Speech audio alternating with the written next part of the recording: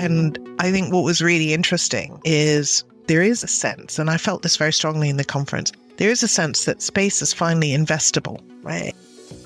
Hey, SpaceWatchers. This is Space Café Radio, your channel about trends, great people and awesome conferences. I'm Thorsten, publisher of SpaceWatch.Global. You just heard Peggy Hollinger, international business editor for the Financial Times, space fan and one of the moderators of the FT Live Invest in Space event on 8th and 9th of May 2022 in London. A week after this outstanding conference, I had the absolute privilege talking with her about the market, her view in space, and the role of media talking about space. Listen to our conversation. I'm very happy to have this interview with you, Peggy. It's a great honor. What makes space so interesting to organize an own conference for that? Well, first of all, thank you very much for inviting me to the Space Café chat. I really appreciate it, and it's my honor to be here. Space is a fascinating sector. In the Financial Times, our job is to follow the money. Our job is to look at the development of new businesses, new sectors, new economies. And the space economy, you can see over the last decade, has really radically changed. And a lot of money is going into this sector. I think last year, the amount of investment that went into space startups doubled. Actually, it hit a new record. It had already hit a record, but I think it went up to about $15 billion.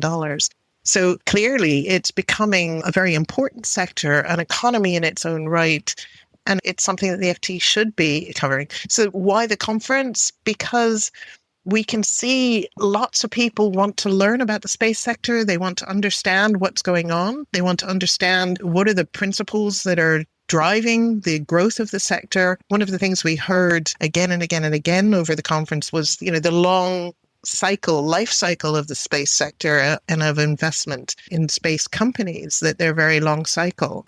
And that's something that a lot of investors, a lot of bankers, a lot of people don't really understand. It's trying to enhance that understanding for our readers so that they're better able to invest and to participate. You made a great job in moderating and guiding through this conference over these 2 days, and it was really a pleasure to be there in person and to follow it. Can you summarize what was your goal, the goal of FT, of course, with that conference? Well, personally, on a personal basis, it was something I was very keen we should do. As I say, you can see that a lot of money is going into this sector. There will be successes, there will be failures. From a personal perspective, I saw it as a wonderful opportunity to meet lots of people from different parts of the value chain, also from the investment community, and to enhance my knowledge. I mean, you have this group of people who are super smart, who are doing really interesting things. So from a personal perspective, I learned loads in that day and a half. I think also, again, as I said earlier, it is partly, what is the FT? The FT is a tool for our readers and our subscribers. We are a tool. We are there to give you useful information that you can use in your work or in your life, your investment. And so from that perspective, the conference is a really important service to our readers, bringing together. The Financial Times has the power to bring together lots of institutions, individuals that you might not be able to bring together otherwise. We can bring together the investment community. We can bring together institutions like NASA and the European Space Agency. And the European Space Agency was just fantastic for us. I mean, we couldn't have done it without the help from the European Space Agency. I want to absolutely stress that. First of all, they gave us the privilege of having a live interview with an astronaut on the International Space Station. I mean, how cool was that? Absolutely. How cool was that? I mean, really, that's got to be my career highlight. And the fact that ESA helped us with that and helped us with thinking through a lot of the subjects, as well as our sponsors, obviously. It's a hugely privileged position to be in, to be trusted by these institutions, to be able to interview an astronaut live on the International Space Station. Fantastic privilege. So we have a responsibility to that privilege. We have a responsibility to try and be as informative and bring as many people together so that the sum total of what comes out is bigger than what goes in, if you know what I mean, that people come out and feel like they've really enhanced their own knowledge of the sector and are better able to do their jobs. I absolutely can second what you just said, that learning a lot from people on stage. When we started our Space Café series over 2 years ago, it is for me such an honor to talk with all these bright-minded people in the sector and learn their perspective. And as you said, learning every time I'm speaking to them, also to you. I was about to ask your highlight, and I think you mentioned it already, but what else? What struck you? What touched you most? I'll stress the interview with Samantha Cristoforetti was fantastic, and she was amazing. I mean, she's at once incredibly smart, incredibly thoughtful, and very human. Let's not forget that these are humans who are up there. She's a mother of a young child, and she's up there in space. And I loved the fact that she was able to speak both on a very personal level, but also, very big geopolitical issues, the tensions with Russia and how she collaborates with her cosmonaut colleagues up there on the international. It can't be easy. So yes, that was very much a highlight to try and it was a window into how geopolitics plays out in real life, but also the scientific experience, the experiments she talked about.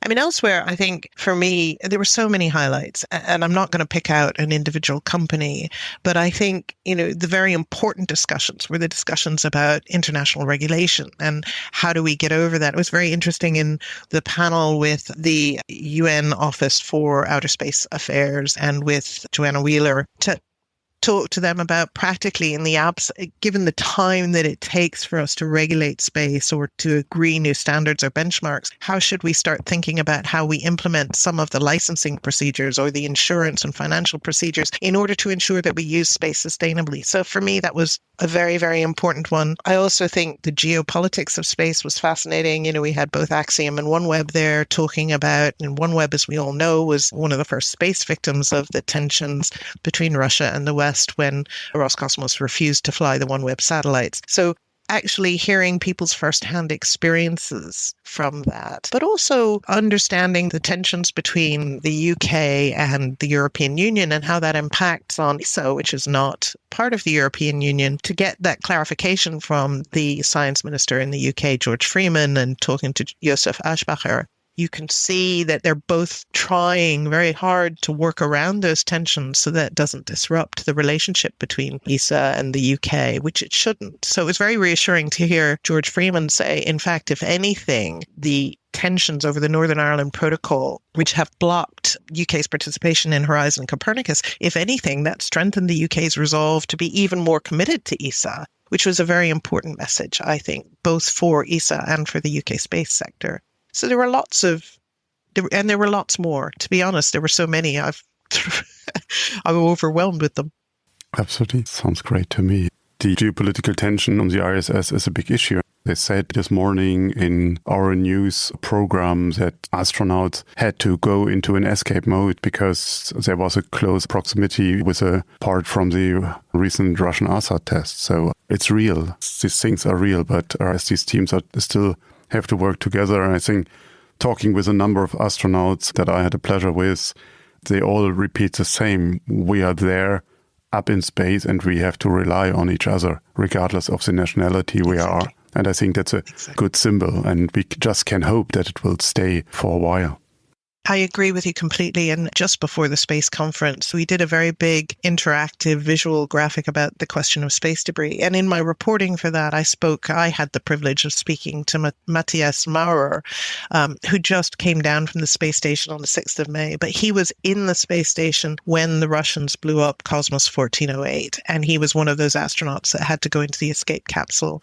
And he described those moments when that happened. And he described they hadn't been told exactly what happened. They weren't quite sure. They didn't know where the debris was coming from. And it took many hours for them to actually realize when they get the internet in space, which sort of makes me laugh, but of course they have to. But he started seeing some of the news reports that it was a Russian anti-satellite test. And he said the cosmonauts that were with him, he said, I think his exact quote was something, they looked at me with big eyes. They hadn't realized that this had happened. They hadn't been told. And I think he said, they weren't very happy about it. So again, it's that sense that we're all humans together. Again, that's what I love about this, like the ambition for space, is that it both reveals the ingenuity of human beings, but also the very humanity of human beings, the idea of living and working in space and being well above those geopolitical tensions that we have down here on Earth. And it would be a tragedy if what happens here begins to affect what we do up there. That's right. Let's come back to the topic of your conference. That was our investment in space. So how willing is Europe to invest in space at large? We had Seraphim there, we had Lakestar, we had Alpine, and so on. We had a few of the space investment giants, if we can use that word, and not compare it to the US. But how willing is Europe to invest in space? I think it's a big ambition, isn't it? It's a very big ambition of the European Space Agency's Agenda 2025 to sort of kickstart that investment and to really build some of the infrastructure for investment that the United States has had for a very long time, but Europe has rather struggled with. And I think what was really interesting is there is a sense, and I felt this very strongly in the conference, there is a sense that space is finally investable, right? We had a lot of SPACs last year, and clearly there's going to be some that fail, and that's one of the big concerns. People are beginning, a broader group of investors beginning to think that it's possible to invest in space ventures. So that was very encouraging. Now, the big question is what the global economy looks like over the next 12, 18 months, 2 years, and what that might mean for the space sector. And if you see lots of SPACs, if you see lots of space SPACs fail, collapse, whatever, or if you start seeing some high-profile ventures collapse, what damage will that do to sentiment about the space sector? So it's still a bit fragile. But Europe itself, you can see, is very ambitious. And the big question for Europe, and I'm not sure we have the answer to that, is that the structure of Europe being so very different from the United States. So, for example, when it comes to a launcher, we have Arianespace. The United States opened up to the private sector and happened to have a billionaire, Musk, and another one, Bezos, who were willing to invest lots of money up front. Yes, with government contracts. Yes, with NASA contracts. There's no way they could succeed without those contracts. I suppose my question is, to what extent is Europe willing to start moving contracts away from Arianespace towards the private sector? And in order to generate that kind of competition, there are lots of incumbents in Europe that have lots of individual national backing. And the question really is, how free are we to move beyond those and to move beyond our borders and start saying, well, okay, we just need to open up properly to competition. And the second thing I slightly worry about, just talking to lots of folk, is we have so many launchers, and I know that Europe is investing a lot in other launchers. We can't recreate SpaceX. I sort of feel that moment is gone. And we should be thinking about the applications of space and how you use it, or we should be thinking about living and working in space, the areas that aren't yet sort of already dominated. I think the jury is still out. Europe has a huge amount of potential. We've got incredibly vibrant companies and startups and super smart people here, and that was emphasized in the conference, the folk we had there. But it's to what extent the nation states can overcome their individual interests and start saying, for Europe as a whole, we can't have 27 launcher companies. We can't have 27, space stations or whatever. And it's really to what extent Europe is going to be willing to support a European-wide solution to some of these areas. I think the jury's out. But you're right. We had Bessemer. We had all these big space investors. And I think that's encouraging. I think the Americans are looking at the United States and then they're looking at Europe and they're seeing a huge amount of potential. It was very striking again at the conference that there were so many American funds that were coming over to attend because they want to know what's out there. They want to put their money in Europe. And again, that's got to be encouraging. That's right.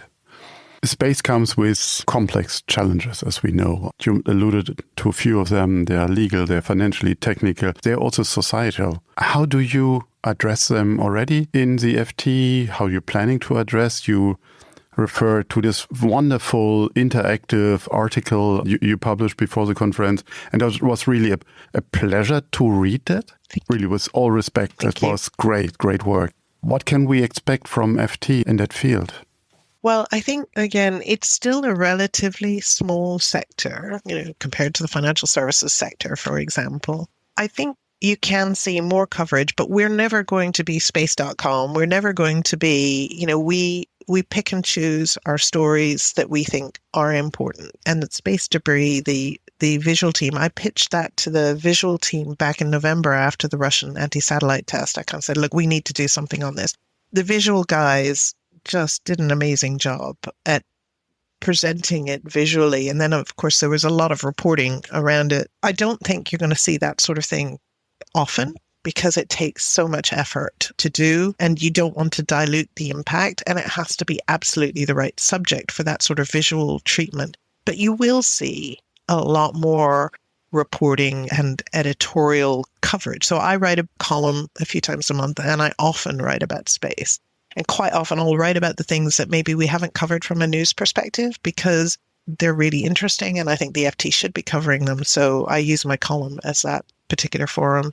I hope to write about the sort of commercial space stations. It's a big question is, what happens post the ISS, and how are we going to use space commercially? That's what really interests me. How are we going to use it commercially? How are other countries, how is Europe learning from NASA's commercial policy and what it does for NASA? And how are we seeing that? We have the opportunity to see that from the very start here in Europe and watch where the money goes and see what succeeds and what doesn't. I think you'll see that, but we'll pick and choose our stories. Our team was just fascinated by the quality and the visualization and came back to me and said, hey, we want it as well for our articles, for our series. I said, maybe we don't have the resources at the moment, but we're working on that. However, let's talk about the role of media in the space market, in the space sector. How do you see the changing role of media to inform, to entertain, to edutain, to choose what works for you? Well, I think one of the things that makes me despair a little bit about the media is the media gets very excited about space tourism. And the media is not very good at thinking about the space economy, which is why I think there's an opportunity for us. But it gets carried away with the headlines of billionaires and traveling to space and joyrides into space. And I can understand in part because everyone likes to imagine that maybe one day, just as I book a flight to Paris, I could book a flight beyond the atmosphere. But in truth, that's going to be a very tiny part of the global space economy. And what you're seeing happening in space is, rivalry between nations. Everyone wants to stake a claim to a part of low Earth orbit because we can see now you can potentially generate a lot of money from there. You can use it for lots of things. So what does this all mean in terms of who gets there first, who owns what can we exploit out of space, who owns the resources? And this is all absolutely fascinating. So I don't think enough people are focused on that. They're focused on the headline grabbing, Bezos versus Musk, who's going to get up there first, Branson as well. And it misses the point, frankly. I don't know what the space sector can do about that. I think we need to see some real successes, and it's still a bit risky. And when I get companies coming to me, I'm doing this wonderful thing, I'm always very wary because I think whether what you're telling me is total nonsense or whether it is something that's absolutely viable. I'm no expert. I think there's still a period of people need to be educated. People need to understand what's going on in space. I do think that the sector could do a better job about arguing more vocally for better regulation in space. And for space debris argument is beginning to be heard now. But the whole question of intellectual property and the rules of launch and the rules of operation, that's a little bit complex. So the media hasn't really grabbed that. But if they don't, the consequences of not getting the politicians to finally sit around a table and have a conversation about it could be quite dire for the success of a space economy. Thank you very much for your time. It was an absolute pleasure talking with you, Peggy. Thank you, Torsten. It was my pleasure. If you want to stay on the pulse of space, visit our website, our mothership, at SpaceWatch.Global and subscribe to our newsletters. But of course, don't forget to become a Space Watcher. I'm Torsten Greening, CEO and publisher of SpaceWatch.Global, your independent perspective of space.